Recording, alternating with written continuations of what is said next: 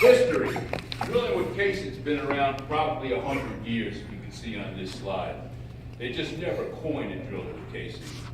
Old-time drillers used to weld a bit or screw a bit onto the bottom of the casing to help the casing get down in the case you had a bad borehole where you couldn't get your casing down the bottom with conventional drilling operations.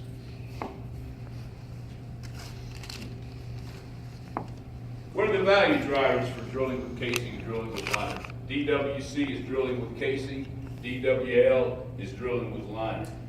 Safety, you have a reduced number of trips, and you don't have to handle the heavy BHAs as you would in conventional drilling operations. You guys that have worked on rigs, drillers, roughnecks, derrickmen, you know what a pain in the butt it is to handle, 12, 16-inch drill collars. Yeah, go ahead. Well, if you have trouble and you have to pull the casing out, that's a severely nasty job. Pulling the casing out?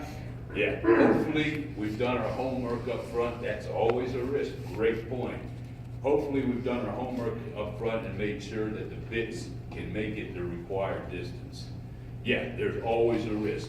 I would say we've done over 600 jobs, probably less than 590 were successful, and only 10 we actually had to pull it out of the hole. Now, if you get stuck, what do you think happens? You're stuck. You've got your fishing equipment at the surface. You can either pull it or you cement it short. But normally that risk is factored into designing the job. Can the operator live with that risk of sticking the pipe X feet high? Which brings up another point. You don't want to drill the whole hole with casing unless it's economically justified. You use the 80-20 rule, where you have an 80% of your problems. That's the interval where you want to drill with casing. The 20%, you drill conventionally with drill pipe.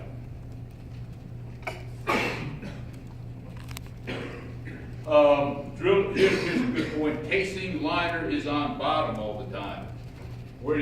Those of you familiar with well control, where's the best place to take care of a kick? When the pipe is on bottom and circulate from the bottom up. Well control methods are typically identical as if you drill conventional holes. You either look at the driller's method or the weight and weight method. Yep, go ahead. When you do this, what do you use for a float at the bottom, or do you use one? Pardon me? What do you use for a float at the bottom, or do you use one? Yes, you do use one. Good question. Use conventional float equipment, like a double valve flow collar, single valve flow collar. We like to run redundant floats, so multiple single valves or multiple double valves. And what about in a well control situation? You got pressure at the shoe. What about hydraulics?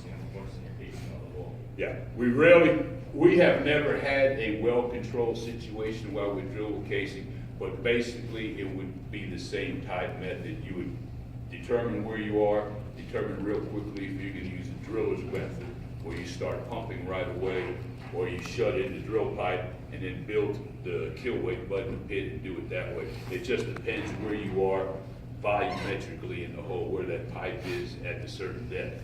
And do you have to carry extra well control equipment on surface, like crossovers with drill pipe? Use the same well control. That's the beauty of this thing. It's the same well control equipment. You just put casing rams in the BOP. Take out some pipe rams. Okay, great question.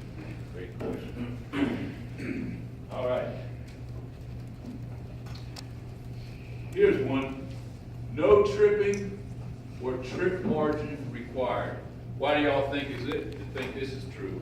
Well, you don't have to come out of the hole.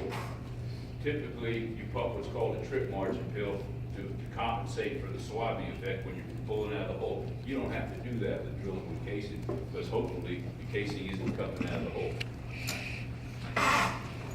Go to the next slide here.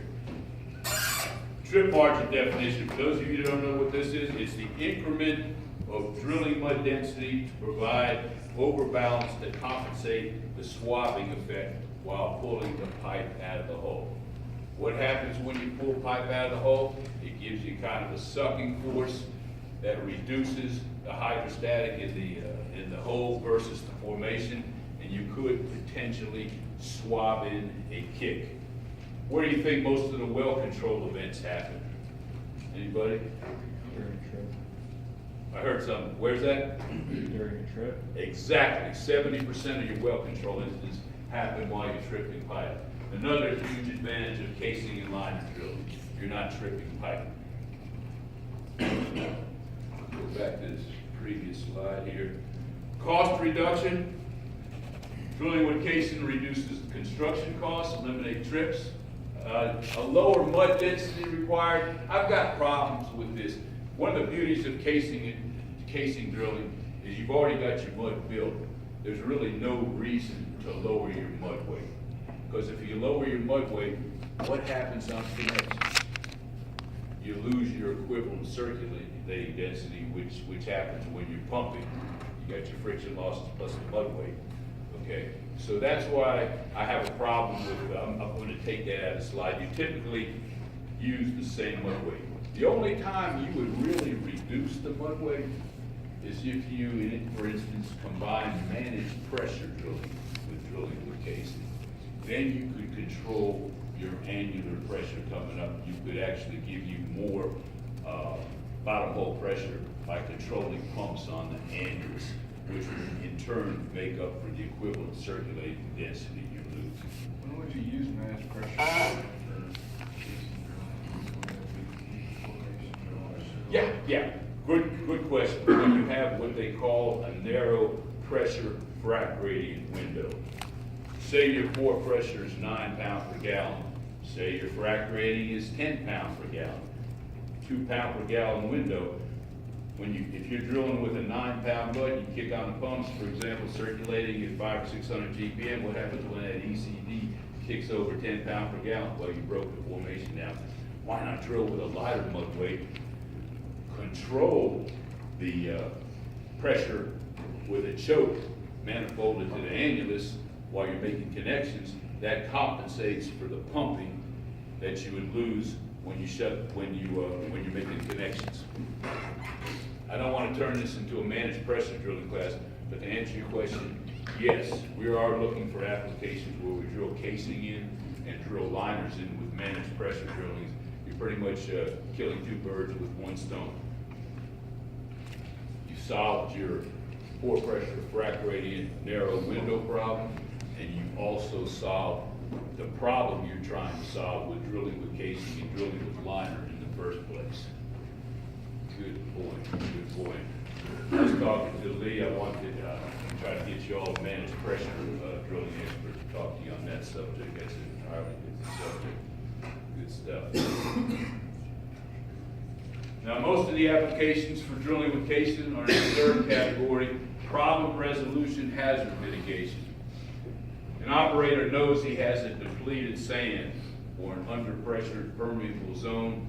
He knows he's had problems getting pipe to bottom because of hole stability issues. What's the definition of insanity? If y'all follow politics, you hear that thrown around a lot. Doing the same thing over and over again and expecting a different result.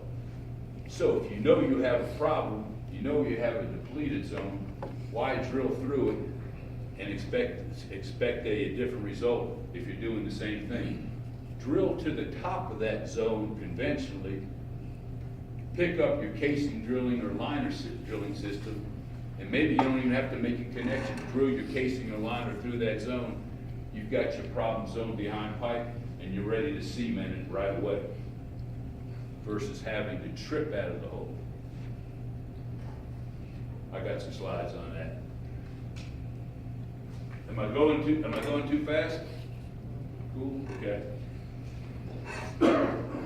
What are some of the buzzwords identifying drilling with casing and drilling with liners? This is what I give to some of my salesmen. If they hear an operator like maybe ExxonMobil, Shell, BP complaining about lost circulation, hole instability, depleted sands, wellbore ballooning, maybe drilling with casing and or managed pressure drilling is the solution. But these are words to pick up on when you look at drilling reports and see you're having these type of hole problems. Well control considerations, you're using the same circulation path as conventional drilling, same mud properties as conventional drilling, standard well procedures work as I explained before. Influx, the only downside of drilling with casing and drilling with liners is that the influx, especially a gas influx, is gonna come to the surface quicker. And why is this? Because your narrow annular geometry is more pronounced in casing drilling versus conventional drilling, because you've got that 9 5/8" casing in a 12 1/4" hole versus 4 1/2 or 5 1/2" drill pipe in that 12 1/4" hole. Does that make sense to everybody? All right.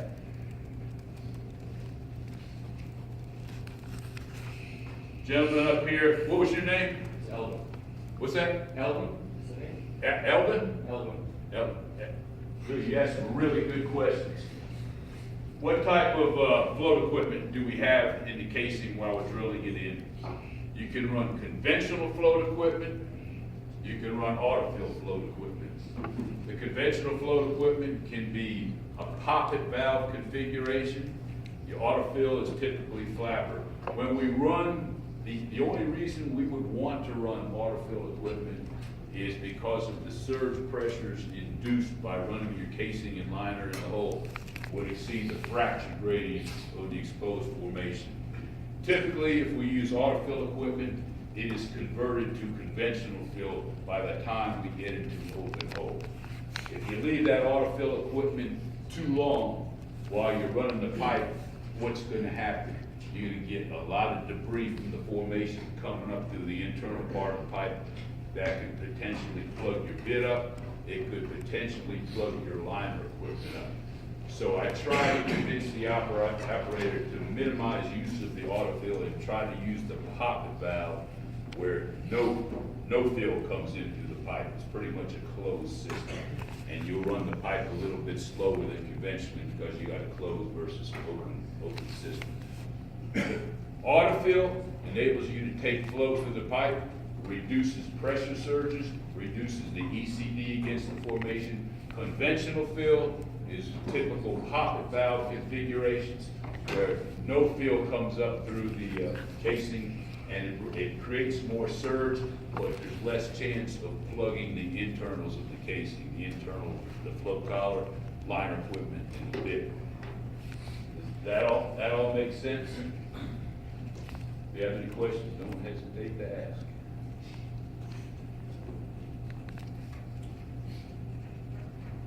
Okay, this is a case history probably about 8 years ago we did in Venezuela. The operator, PDVSA, had shallow gas at a shallow depth, and to test for shallow gas, what they would do is drill these small holes, 6 1/2, 8 1/2" hole. Well, that's time consuming, and if they did find gas, they'd have to put cement in the hole, move the rig, and move to a location where there was no gas. So they called us up and said, what about drilling with casing instead of drilling these pilot holes? And first of all, the reason they drilled the pilot holes, because it's real low volume. Should you get a gas kick, it'll be very low volume entering the well, and you can cement it right away. Why not drill with casing instead of drilling these pilot holes and use the proven benefits of casing and liner drilling to mitigate the shallow gas? Well, that's exactly what we did. We drilled 13 3/8" casing in a 17 1/2" hole, and because, like I said, you get faster pump rate, faster annular velocity compared to conventional drilling, we were able to dynamically keep that shallow gas from entering the wellbore and cementing the well once we got to the TD. That makes sense to everybody? I have a quick question on that. Good. So they'd drill through the gas interval, and then immediately they'd be taking gas while they're drilling, right? Up the annulus. Conventionally, yeah. Yeah. That's why they went to drilling pilot holes, these real small holes, because the advantage of pilot holes versus big holes like 17 1/2, you got a minimum amount of gas coming in there, plus you can kill it right away because the small drill pipe, like 5 1/2, 6 1/2" hole, it doesn't take much pump to kill it, you're ready to cement it.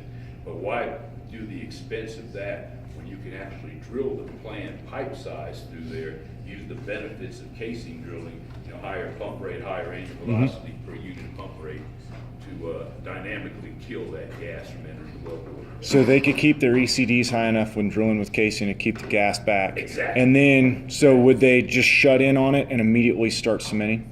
I believe they never saw the gas. They shut in, there was no, they actually shut the pumps off, there was no gas in it. So I guess what happened, they must have pushed the gas out in the formation. They were ready to cement right away. Yep.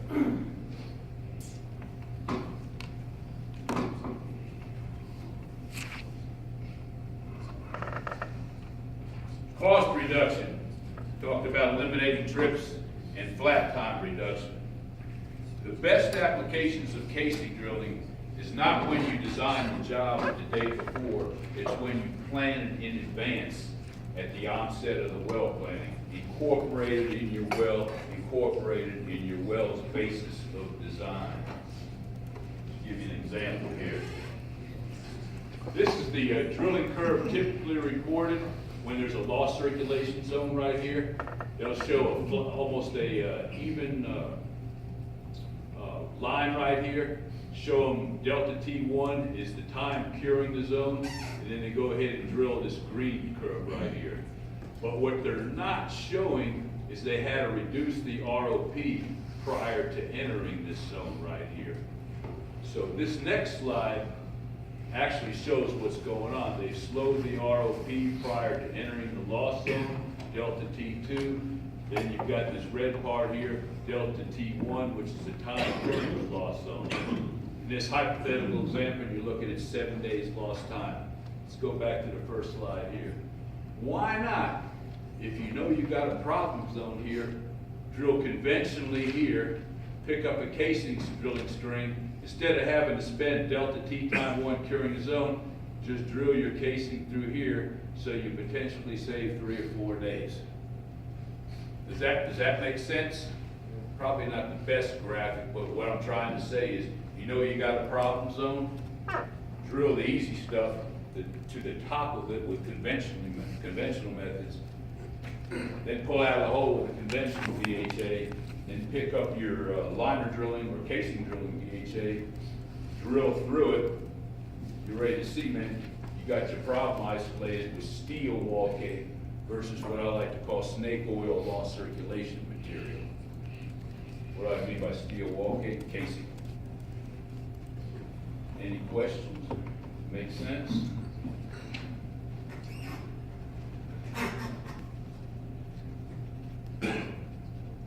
Here's another example. This is Bohai Bay off of China. Apache wanted to do a batch drilling operation. By batch drilling, I mean they wanted to drill all their 13 3/8 inches casings on the platform in one sequence of events prior to drilling the hole for the 9 5. So what they wanted to test, they wanted to see if in fact drilling with casing could save time batch drilling versus using conventional drilling methods to do batch drilling. So this basically is the learning curve when they first started batch drilling with the 13 3/8. It took them upwards of 30 days. By the 23rd and 24th well, they were down to less than 10 days. The efficiency by batch drilling saved them close to 20 days of drilling time, and the whole project saved Apache about $1.5 million. So here's another example. In the U.S., where can you use this batch drilling? Maybe the operator's doing some pad drilling where he's got one rig on a pad, 5 or 6 wells on a pad. You can skid the rig from one location to another location, and if in fact it's economical to do so, maybe you want to drill in all your 13 3/8 inch casings, and then go back to drilling your conventional hole. That way the efficiency of the job is improved, because there's no learning curve. You're doing the same thing over and over again, where your learning curve time is drastically reduced by batch drilling. Make sense? I'm a little confused as what is batch drilling? Yeah, good question.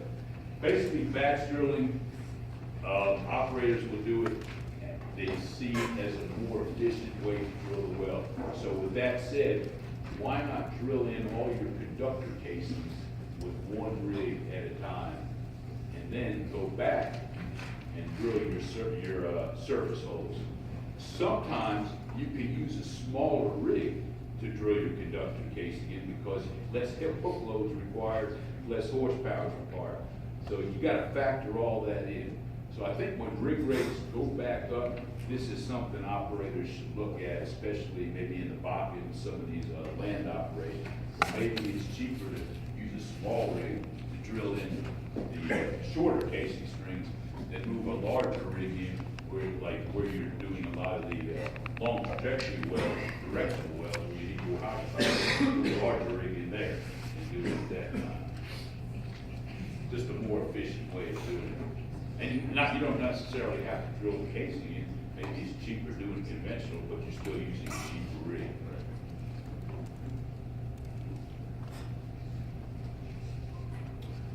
Problem resolution.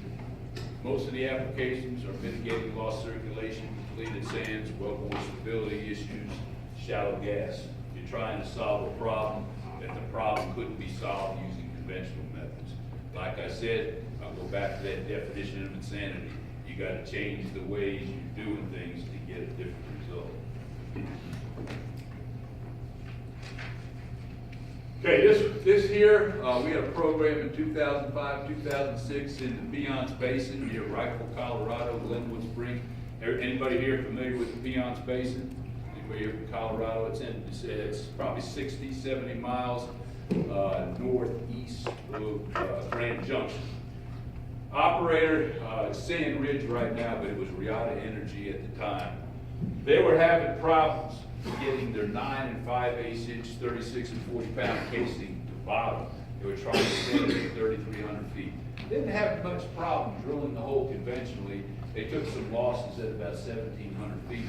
But the problem was when they started running the casing at about 1,700, 2,000 feet, they got the casing stuck. They pull it out of the hole, like you were saying, when you have to pull the casing out of the hole, and then they have to go in on a wiper trip, try to clean the hole out, and 2 or 3 wells on that subsequent wiper trip, when they were trying to make the hole easier to access for the casing, they stuck the wiper string. So they were down 17, 20 days for that. So we got a call from the engineer in Amarillo that said, what about drilling the 9 and 5/8 inch casing through that lost circulation zone to 33,000, 3,300 feet? Now you got your property on pipe, you got your casing on bottom, you're ready to cement. That's exactly what we did for 7 of the wells. People ask me, Steve, how come you didn't drill the whole interval, the 3,300 foot interval with casing? The problem was at 500 feet plus or minus measured depth, there was a hard streak in there. When we drill with casing, we use drillable casing bits. In other words, these bits can be drilled out with conventional PVC or tri-cone rotor cone bits. You don't need a dedicated bit trip to drill the casing out. So we drill conventionally a 12 1/4 or a 13 inch hole down to 500 feet plus or minus, or even 1,000 feet.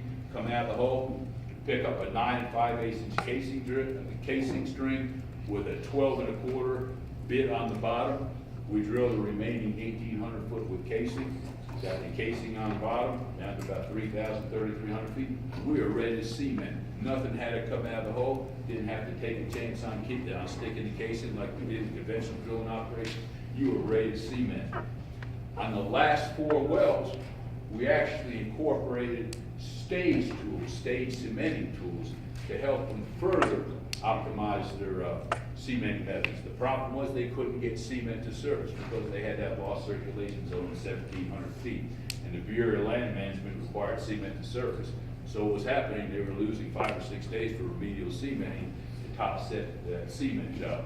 So what we did, we put mechanical stage tools about 1,400 to 1,000 feet from surface above that lost circulation zone, and we did stage cementing. We did our first stage, then we opened up the stage tool, did the second stage. Are you all familiar with mechanical stage tooling? Some people call them DB tools. Basically, y'all know cement is pumped through the float shoe or guide shoe, whatever behind bottom. When you put a mechanical stage tool or a hydraulic stage tool, you'll strategically place that tool above where you're losing circulation. Because the reason I'm putting that in, because of the way the cement mud column is too much, it'll exceed the fracture gradient and you'll never get cement to surface. So by doing it in 2 stages, you lessen the hydrostatic, you have more of a chance, you lessen the hydrostatic forces imposed on that lost circulation zone, and you have more of a chance of getting that cement to surface on your initial trip versus having to go in and do remedial cementing like perforating, squeeze, setting retrievable packers. Does that make sense to everybody? Yes, sir. So you start the cement above the troublesome zone? Exactly. And then how do you get the troublesome zone? Okay, what you'll do is you put that mechanical stage tool on your cementing string. Hopefully your casing tally is accurate, okay? You run your pipe to bottom, then you'll do your first stage cement through the bit or through a flow collar if you're running casing conventionally.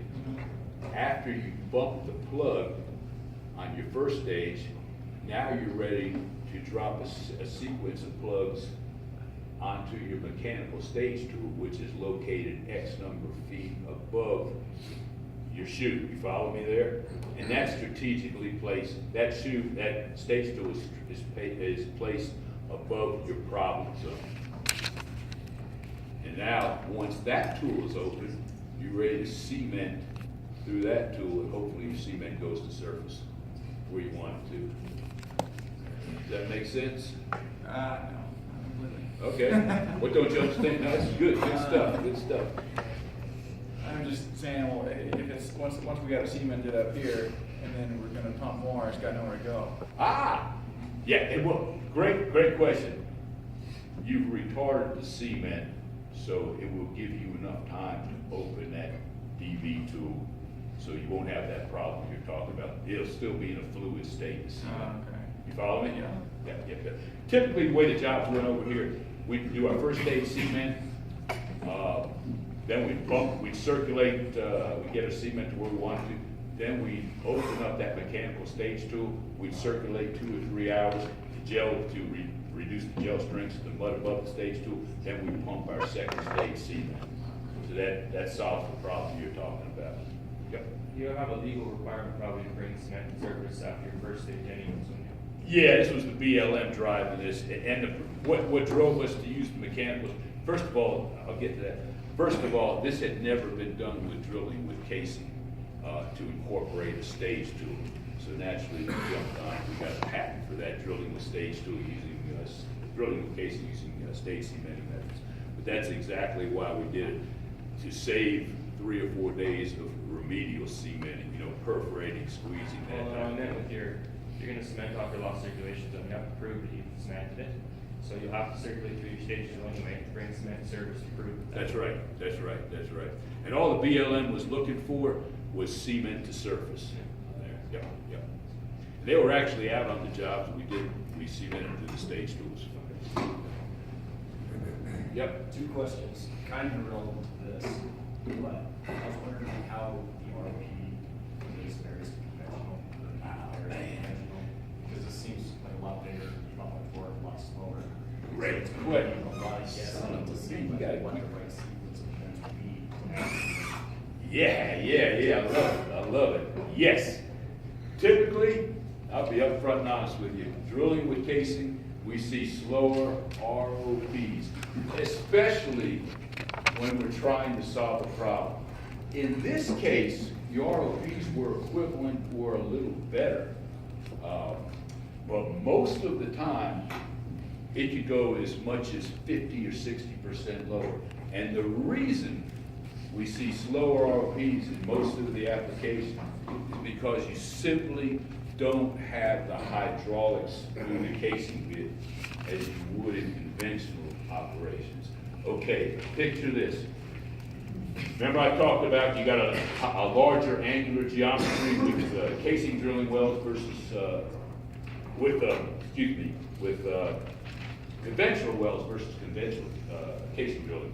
You've got your 5-inch drill pipe and a 12 1/4 inch hole conventional. You've got your 9 5/8 inch casing and a 12 1/4 inch hole with casing drilling methods. You're going to have to pump at a higher rate to get your required annular velocity in that drill pipe scenario. Okay, you with me so far? Like going through the pipe. Exactly, with your drill pipe. Now, When you're pumping at that higher rate, typically the drilling engineer is gonna have a certain set of hydraulic numbers, hydraulic horsepower through the bit, jet or nozzle velocity through the bit, to effectively break up that rock and give you the ROP that's desired. You with me so far? Okay, now you switch to casing drilling, where you don't need, or you don't have to have the required pump rate for the bit, because you've got a narrower annular geometry. So per unit pump rate, you get a faster annular velocity. Now, because you're pumping at a lower volume pump rate, you're just not gonna get that the hydraulics through the bit. You're not gonna get your 300 foot per second nozzle velocity that you see in conventional drilling, and you would in casing drilling. You're more likely to get a 50 to 100 foot. So you're not breaking up that rock as efficiently with casing drilling as you would with conventional drilling. So that would also be why it's less washout. Exactly, exactly. And I just learned this a year ago. I always thought washout was a function of angular velocity, when in fact, all the smart guys on these LinkedIn forums, drilling engine forums, said, no, washout is a function of jet velocity. I didn't know that, Lee. I thought washout was a function. Your jet velocity is what's going to give you your washout. I would think a certain amount of angular velocity is going to hurt you too, but it's your jet velocity. That's one of the reasons I think we don't see as much washout in casing drilling as we do in conventional drilling. And that's the main reason we see less ROP. Now, that being said, people say, oh, you can't drill as fast, we're not going to do it. Okay, excuse my French, well, how the hell else do you think you're going to get piped to bottom? You know, you're going to do it the same way, you get stuck again, you suck up that lower ROP, and you by drilling your casing to bottom. We've done it, we did a job for a company called WT Offshore. They had 2 sidetracks before they finally decided to try liner drilling depleted sand. Make a long story short, you know how fast we drilled that liner in? 1.5 feet per hour for a 150 foot interval. Do the math. I'm glad I didn't run that job because I wouldn't have had the patience, man. We had a guy out there for about 6 or 7 straight days to do it. Bottom line, we got the pipe to where it was, where they couldn't do it conventionally. And hell, they were losing $1 million for each sidetrack. We got the pipe to bottom, albeit it was a lot slower pump rate. The reason we only got 1.5 foot per hour because we were losing returns the whole way. So you're not going to pump as fast when you're losing returns because you want to save the mud, especially since this is offshore. You know, so does that make sense? I guess that last part is, Which one? you're just talking about returns and stuff. Yeah. Yeah. Little, Yeah. Let me back up here. Most of the time, especially when drilling highly permeable zones, we're still going to lose circulation drilling with casing, but we're able to manage the fluid level on the annulus. And that's where most of your problems are in conventional drilling while you're losing circulation.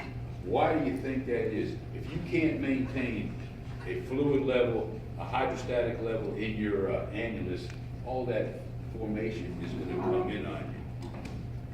Now, yes, you have to have enough fluid to make up for the losses of the bit. This is called mud cap drilling, and it's created by drilling with casing. So even though a lot of times we're losing circulation to the bit, we're losing fluid in the annulus at a lower rate in conventional, in casing drilling versus conventional drilling. So you're able to keep up with a dedicated annular pump or a trip tank pump on a trip tank. Does that answer your question? Yeah. Not all the time you're going to solve your lost circulation, but you're able to manage it more efficiently with drilling and casing. Now, in depleted sands, a lot of times we're still able to get returns even though we're 4 or 5 pounds per gallon overbalance. And this is another reason why we have to pump at lower rates so you don't exceed that fracture grade in depleted sand. Because if you look at the fracture grading curves in depleted sands, they're a lot lower than normally pressured sands. You got to go through all your fracture grade and Eaton's curve equations, that type of thing. That's a damn good question. Really good, really good. Go ahead. I don't know if you get the bid off. Man, it's got, you've been Googling this stuff on the internet. Give him a name. What's your name? Nick. Good question. You drill out a bit. Dude, I was wondering if you're gonna say. Drill out, yeah, I'll show you some slides on that. You drill through the bit. The beauty of these bits is you don't have to change out the BHA to drill through it. Whatever subsequent BHA you want to use for your next hole section, that's the assembly. You drill out the chute track and the casing bit, and you go ahead and drill the next section hole. Yeah. So what's that bid made of? I'll go into that. Most of it's aluminum. That's the short answer. Got it. You'll see. I'll get to that. Hold that thought. Here's another application. This is one we did in Wyoming in the Salt Creek field for Anadarko in 2005. This is an oldie but a goodie. Basically, what happened, let me get my pointer up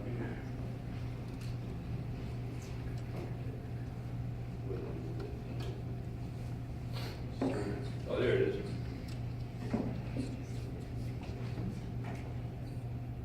The intended casing seat for the 75/8" casing was about 1,800 feet. But the problem was, while drilling that 9 7/8" hole, they took an 18-pound calculated well influx at about 700 feet, or excuse me, 600 feet. Took 18.1 pounds to kill it. So they had a short set their 7 5/8" casing. By short set, I mean they didn't get it at their planned depth. They had to set it shallow. So this is in the middle of a known CO2 field. So everybody's scratching their heads and how are we going to weight up to 18 pounds at that shallow a depth without compromising the fracture grade in the formation? So talking with the Anadarko engineers, why not drill that next string of 5" casing down to TD? That way you don't have to pull it out of the hole. Furthermore, why not put a rotating head on there and drill it under ballast? So that's exactly what we did. By drilling it under ballast, by having a rotating, you never had it kill the well. You were able to drill the whole thing down. We took a 5" casing string, we put a conventional 6 3/4" PVC bit on the bottom of that string. This was not a drilling with casing bit, Nick. This was a conventional bit because we weren't going to drill it out. We tripled the ROP rates from about 15, 20 foot per hour to close to 60 foot per hour because we were drilling under balance. We got the thing drilled down to about 2,300 feet, no issues. We had the cement job completed within 5 hours of reaching TD. And Anadarko said that was the best looking cement job they had seen in that Salt Creek field. But this is one way to solve a problem. And the reason they were getting these high shallow overpressures, they probably had communication in the CO2 field where they saw the injection pressures coming up to the surface. This is pretty much an artificially induced kick right there. Does that all make sense? That's another application for casing drilling in water flood field. Go ahead. Yeah, what is underbalance? Underbalance? Good question. It means your mud weight is lower than your pore pressure, or lower than your pressure in formation. Yep. Typically they'll drill underbalance in tight formations, like air drilling, where you get faster ROPs, or if you don't want to damage the formation, if your formation is very sensitive, the influxes to both filtrate, they'll look at drilling that with underbalance because you're continually flowing in the wellbore. It's basically a real-time drill stem test. You're actually, you can see hydrocarbons coming back in the fact that oil's up like that. But one of the big advantages is your ROP rates really increase. Yep. Is this a case where you do that cementing on top before you, the CO2 area? The cement job, what we did prior to the cement job, I left this out, we actually killed the well. We weighted up with about a 13 or 14 pound mud, and then we did the cement job. We had to kill the well because we had to rig up the cementing equipment. but to get to TD, didn't have to go the well. What was your question? Is that your question? I was just curious what you talked about cementing above the lost circulation zone, wouldn't that be the CO2? Would be the lost circulation zone? No, there was no lost circulation zone here. The only reason we did this was to mitigate that high overpressure at that shallow depth. So we drilled it at a lower mudway so it wouldn't compromise that fracture gradient at that 7 5/8 inch chute. Still look, go ahead, keep asking. Let's do on that for a little bit. There was no lost circulation zone here. Yeah, the reason we drilled with casing was to solve a problem that could not be solved with conventional methods, where conventional methods would have told you to weight up to 19 pound or 18.5. There's no way you could drill that, you would have fractured something. So by drilling with casing and using underbalanced technology, you didn't have to use as high mud weight in there. Okay. There you go. Yeah. Okay. Pretty close now, I think. All right, good. Okay, y'all pay attention to this because Lee's gonna put this on the test. Can drilling with casing reduce loss circulation? Okay, conventional methods, say you've got 5.5 inch drill pipe and a 17.5 inch hole. You can see there's no wall contact being made over here. Now you put 13 3/8 inch casing in that same 17.5 inch hole. Watch what happens. What we think is going on is we're actually plastering the cuttings that are getting drilled up with the bit into the formation by the mechanical action of the casing, because it's so close to the formation, pushing those cuttings into the formation, giving you a really thin, strong filter tape there. And that is what we think is the reason we see less losses in casing drills application than we do in conventional casing and liner drilling. Y'all see that? Can you explain again? Go ahead. So do you see a reduction in water loss or maybe more damage when you do this? What's that? Do you see a reduction in water loss while you're drilling with casing or a reduction Yes, in you're water talking loss? about general fluid losses, right? Yes. No, I'm talking about like if you think of your filter tape, your water loss values will recover for you. Man, that's a great question. I don't know. I really don't know the answer to that. I can answer that. Go ahead, Lee. So when you do the water loss on your mud report, you're just looking at the mud.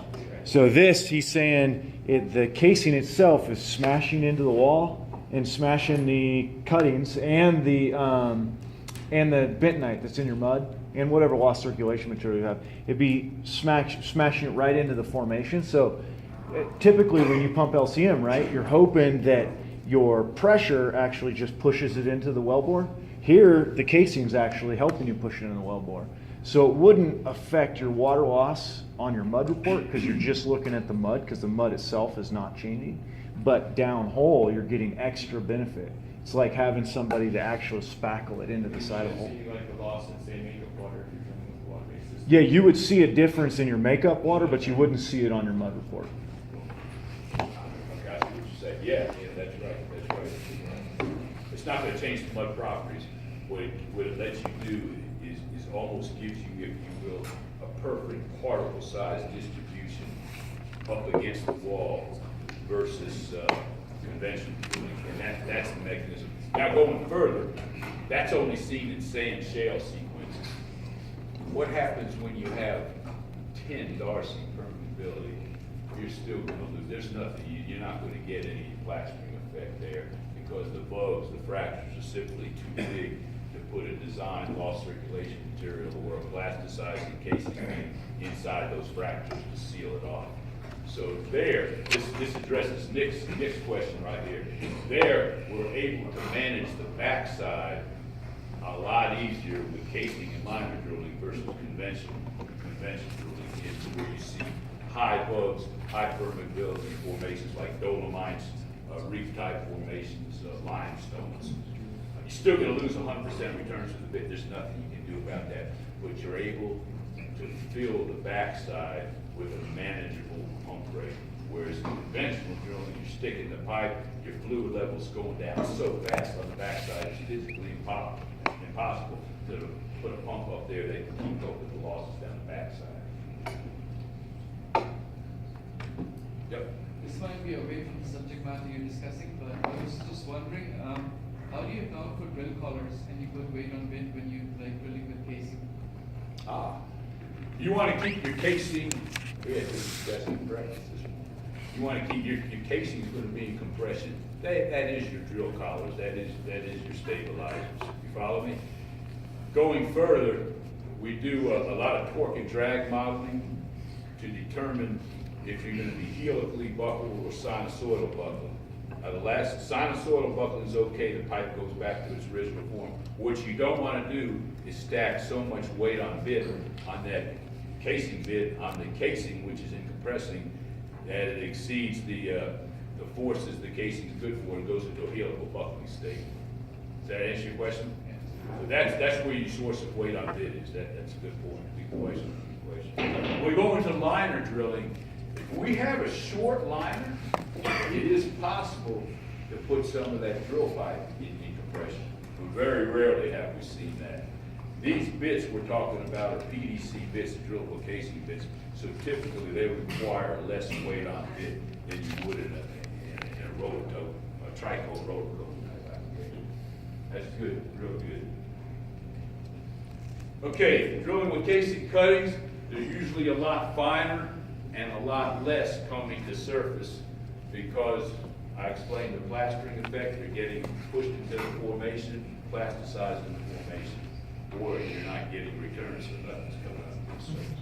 But they're a lot, when you do see at the surface, they're a lot finer and there's a lot less of them. Everybody understand that one? I have a question on that. Yep. Do you guys, I guess these intervals are pretty short, so it might not be as big a deal, but do you guys see problems with solids contamination, low gravity solids contamination, since you are getting really, really fine cuttings? No.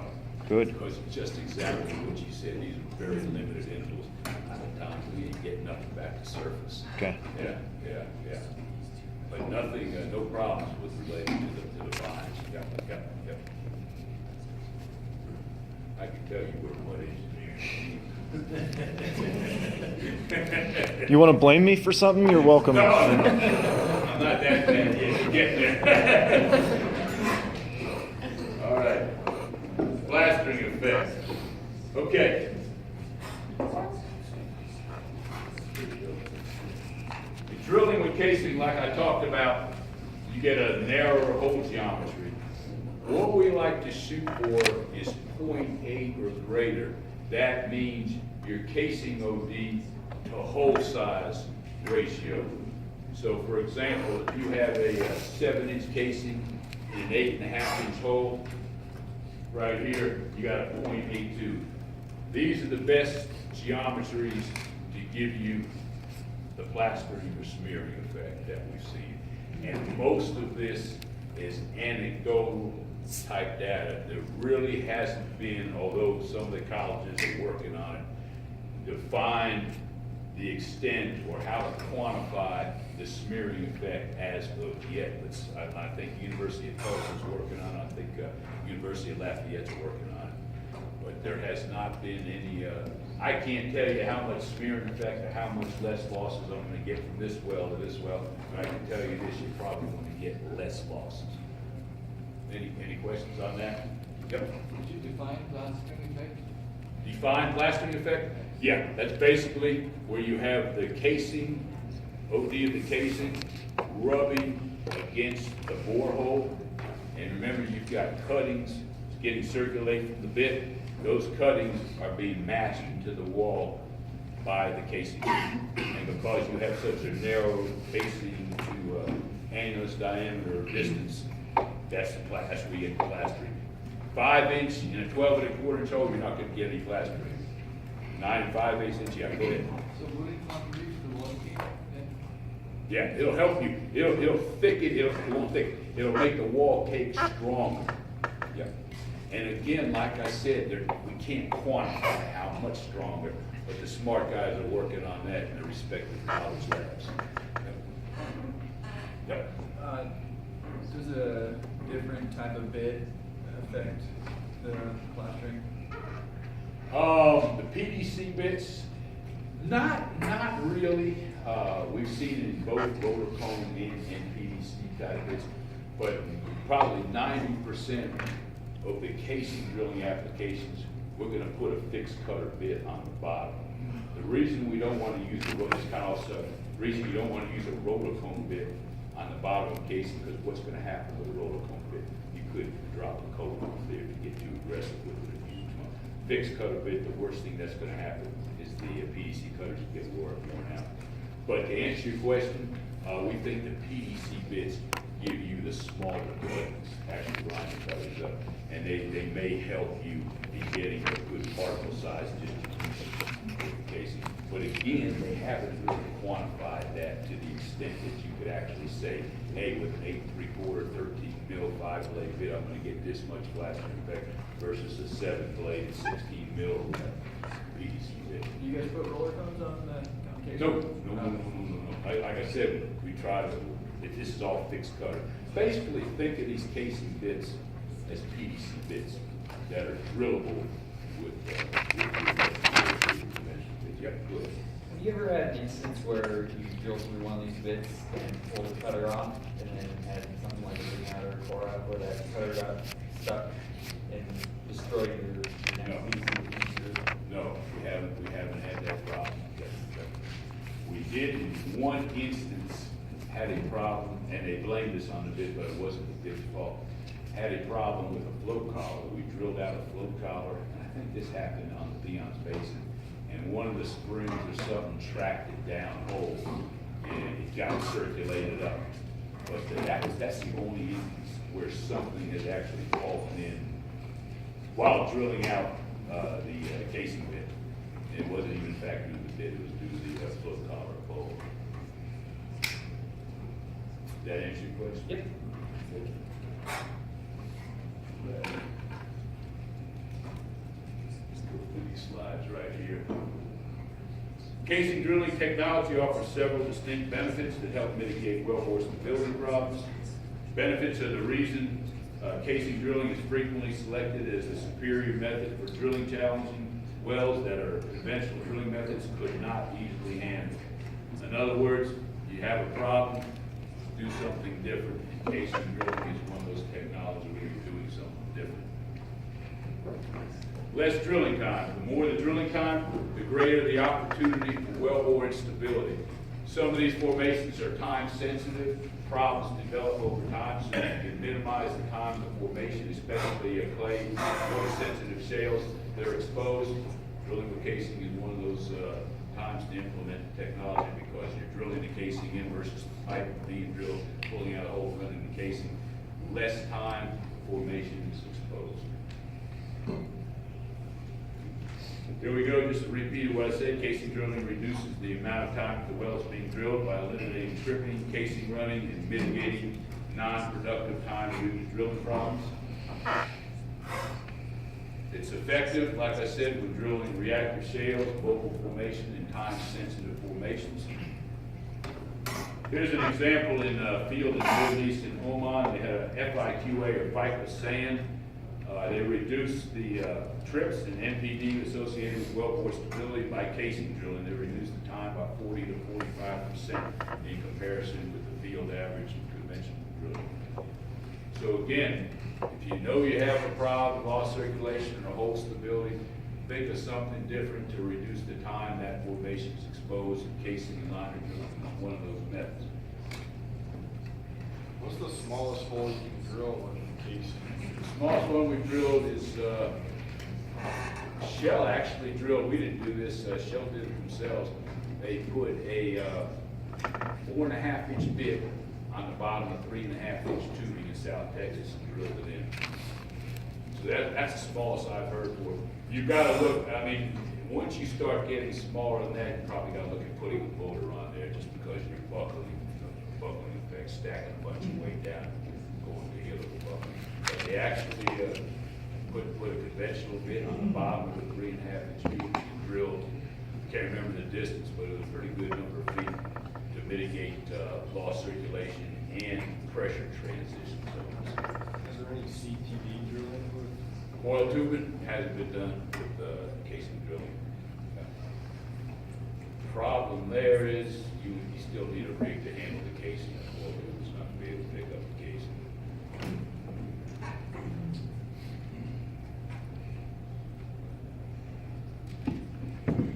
Several wellbore problems such as pack-off, bayrite sag, and stuck pipe are related to inefficient borehole cleaning. Let's see here. Okay. Drill pipe.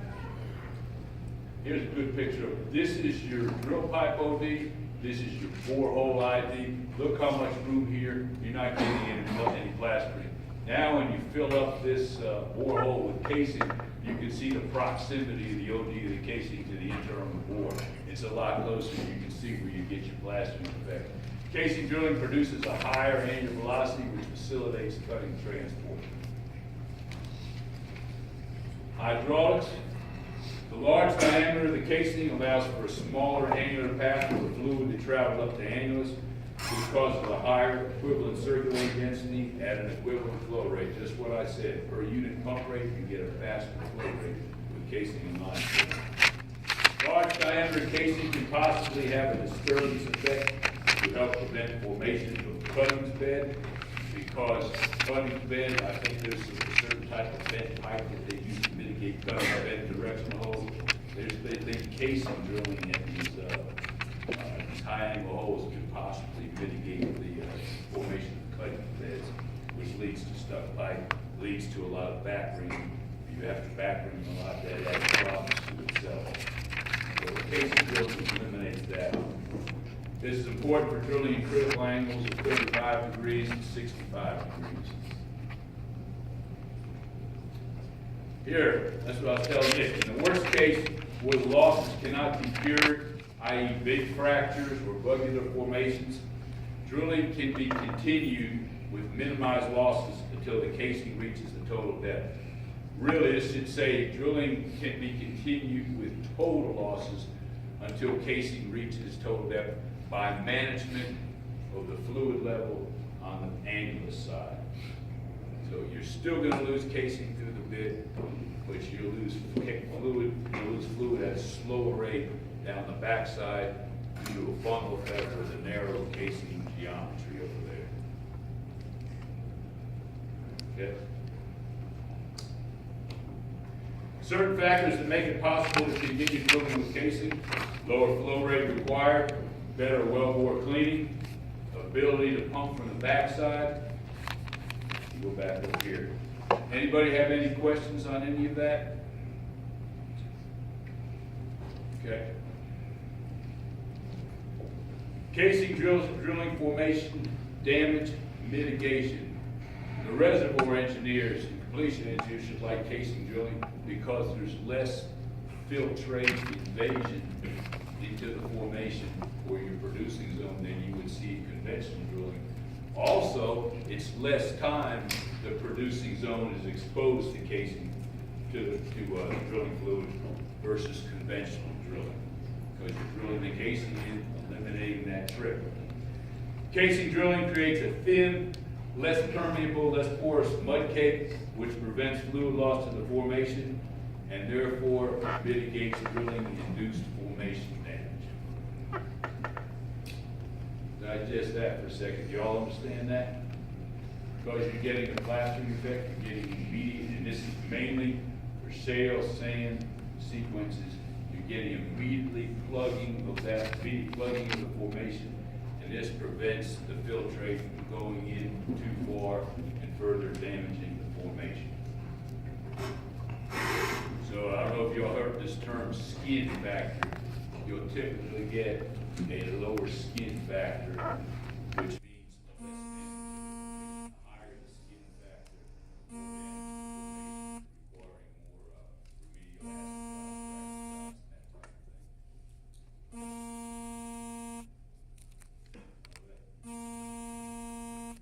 In summary, plastering effect is a complicated phenomenon with so many variables. Like I said, it has not been quantified. We know it exists. The guys in the labs are still trying to figure that out. Eliminate the uncertainty.